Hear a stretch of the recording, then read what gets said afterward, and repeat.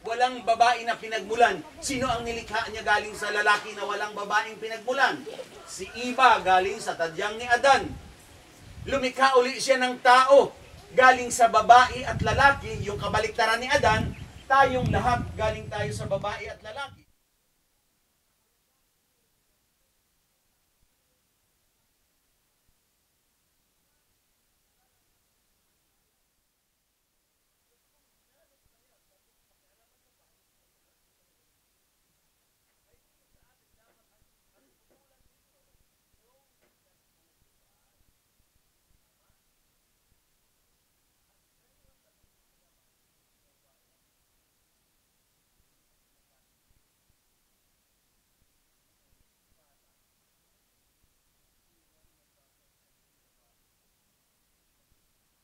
Mo ganing gitawag mo yung Christian, ang relihiyon kay nagtuo may kay Kristo. Oo, kay ang buot pasabot sa Christian, the true followers of Jesus Christ, not worshiping Jesus Christ, di ba? So, sabi mo sa isa Tulong lang ka bahin ang suunan ka lang si Jesus. Mura ikatuwa na lang. ingon nga si Jesus, sulugoon lang sa Ginoo. Unsa may tinuod diya? Diba? Sa mo ang nga Muslim, ang pagtuo na mo kay Jesus, siya usa lang ka sulugoon sa Ginoo. Dili siya anak sa Ginoo. Dili siya Ginoo. Pananglitan, kung muuyon na lang ta nga si Jesus Ginoo, di ba? Di ba? Sabi natin si Jesus ay Diyos. Ang tanong doon, sinong nauna, si Jesus o si Maria? Si Maria, di ba? Ngayon, kung si Maria ang nauna, sinong Diyos ni Maria nung wala pa si Jesus? Bye.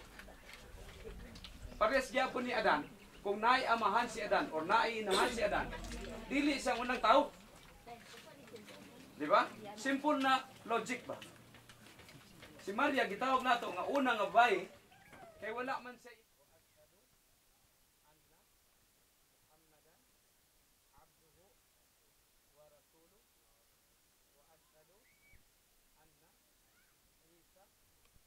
Abdullah wa rasuluh wa kalimatuhu alqaha ila Maryam wa ruhun minhu wa ashhadu anna al-jannah wan nar haq wa anna as-sa'a atiyah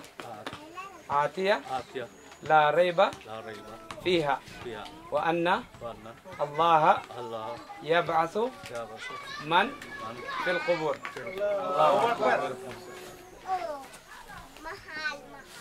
So ganun lang po kadali na pumasok sa Islam. No?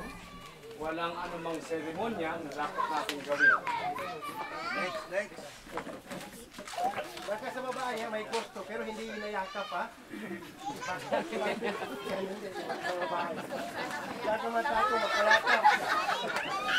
Alam nyo kasi, kayo, hindi naman kayo mga Kristiyano.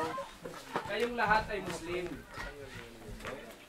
Kaya lang, nung isilang kayo ng inyong mga magulang, saan kayo dinala ng inyong mga magulang? Of course, sa simbahan. Diba? At bininyagang kayo ng pare, sinabi ng pare, binibinyagang kita sa ngalan ng Ama, ng Anak, ng Espiritu Santo. Simula ngayon, ikaw ay isang ganap na Kristiyano. Ibig sabihin, nung lumabas ka, hindi ka Kristiyano, kundi Muslim ka. Binago ang iyong pananampalataya. Kaya naman, kapag ikaw ay nagbalik-iswanan sa amin ang ating mundo. So habang nandito kami, kung meron pa kayo dyan natitirang dapat linawin, linawin natin.